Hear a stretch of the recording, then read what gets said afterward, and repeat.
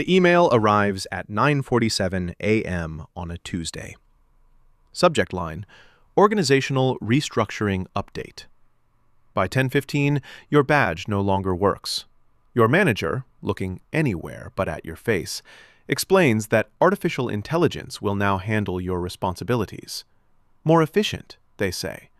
The future, they insist. By lunch, you're sitting in your car in the parking lot, laptop surrendered, wondering how an algorithm learned to do in 3 weeks what took you 6 years to master. Except here's the thing. It didn't. We're being sold a story about technological inevitability. The reality is far more calculated. In the first 10 months of 2025 alone, over 130,000 tech workers lost their jobs across 434 separate layoff events. That's 627 tech employees losing their livelihoods every single day. The number extends beyond Silicon Valley's glass towers. 946,000 job cuts announced across all U.S. industries so far this year, the highest total since the pandemic's darkest months. Of those, companies explicitly attributed over 17,000 eliminations to artificial intelligence, with another 20,000 tied to what they carefully termed automation and technological updates. The language matters. Technological updates sounds inevitable, progressive, unstoppable. We decided your salary was better spent on executive bonuses sounds like what it actually is. Amazon provided perhaps the most brazen example in recent months. The company announced 14,000 corporate job cuts, roughly 4% of their white-collar workforce, with CEO Andy Jassy stating plainly that AI rollout would reduce the need for human workers.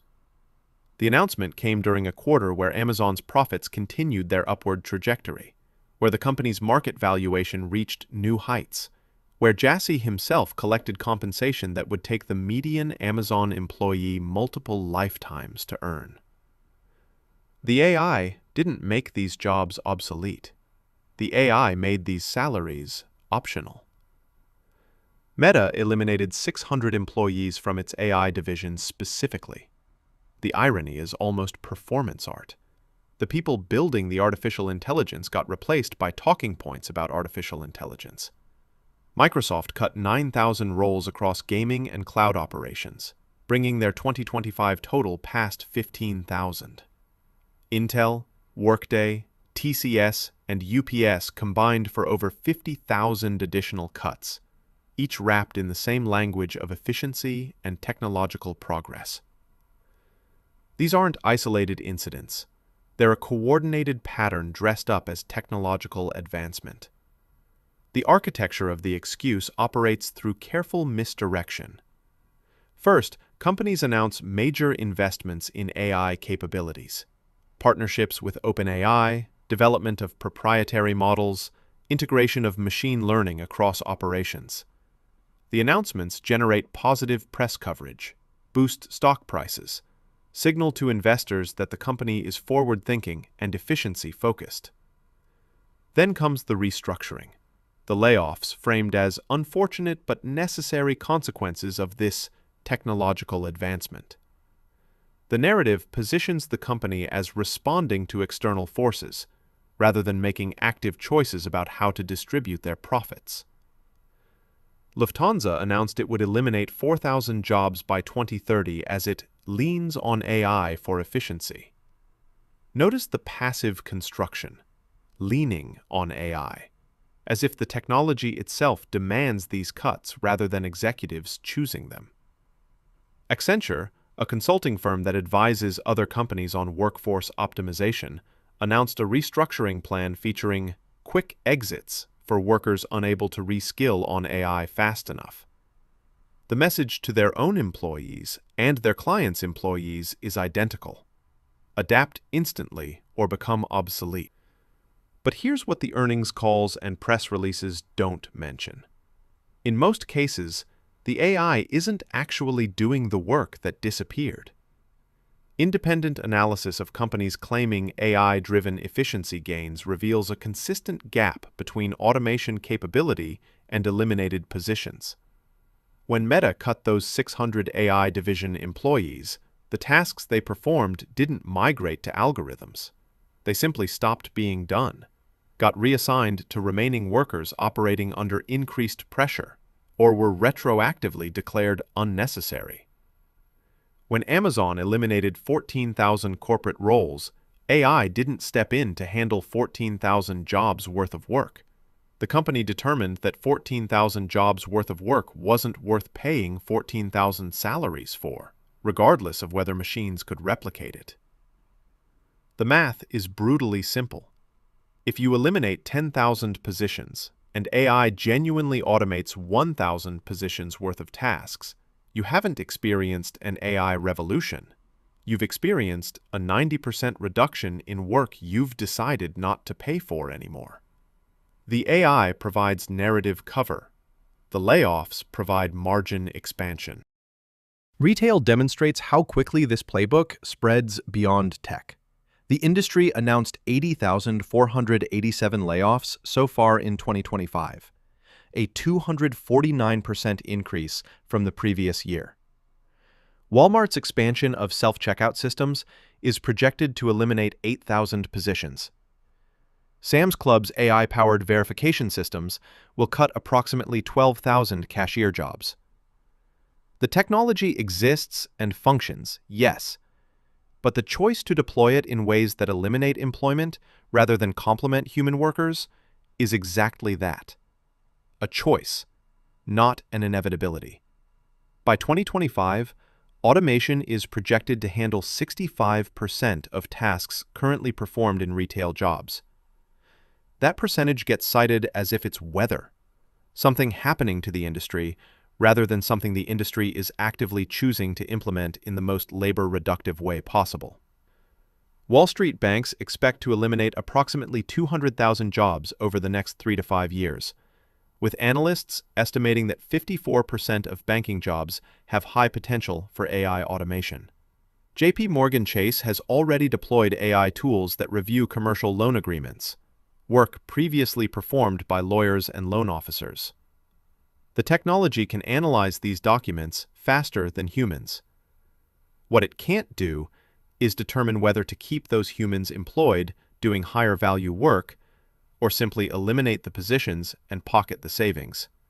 That choice belongs entirely to executives and boards, choices that show up immediately in quarterly reports, but take years to show up in human consequences. The human costs rarely appear in earnings presentations. They don't translate neatly into PowerPoint slides or analyst calls, but they're real and accumulating. A software engineer who spent 6 years at Google, built products used by millions, suddenly finds themselves on the outside with a severance package and a non-compete clause that restricts their next moves.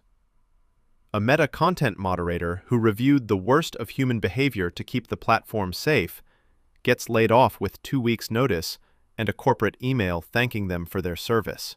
An Amazon warehouse worker who exceeded every productivity metric gets informed their position has been eliminated, replaced not by a robot, but by the restructured shifts of 3 other workers now expected to absorb the workload.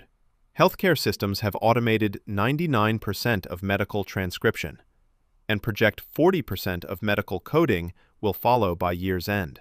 These aren't jobs that disappeared because robots learned to do them better. They're jobs that disappeared because healthcare systems concluded that automation provided sufficient justification to cut labor costs in an industry already notorious for understaffing. The nurses and technicians remaining in these facilities aren't experiencing reduced workloads thanks to AI assistance. They're experiencing increased patient loads with fewer colleagues to share the burden. Manufacturing projects losing 2 million jobs by 2025 due to robotics and AI integration. The U.S. trucking industry could shed 1.5 million professional driving jobs by 2030 as autonomous vehicles advance. Legal services face an 80% automation risk for paralegals by 2026 and 65% for legal researchers by 2027. These projections assume that companies will deploy this technology specifically to eliminate workers rather than to augment their capabilities, protect them from dangerous tasks, or increase overall capacity while maintaining employment. That assumption is proving accurate, not because it's technologically necessary, but because it's economically preferred by those making the call. Goldman Sachs forecasted that 300 million jobs worldwide could be lost or degraded due to AI. A World Economic Forum survey found that 40% of employers anticipate reducing their workforce between 2025 and 2030 wherever AI can automate tasks. Dario Amodei, CEO of Anthropic, warned that AI could eliminate 50% of all entry-level white-collar jobs within 5 years. These aren't predictions about what technology will force to happen. They're statements about what companies are planning to do with the technology. The distinction matters enormously. These same projections and warnings rarely explore alternative deployment models. What if AI was used to eliminate the most tedious parts of jobs while keeping humans employed to handle the complex, contextual, interpersonal aspects? What if automation focused on reducing workplace injuries in manufacturing while maintaining or increasing employment? What if banks used AI to speed up loan processing so human employees could spend more time on relationship building and complex financial advising? These possibilities exist. They're simply less profitable than mass layoffs.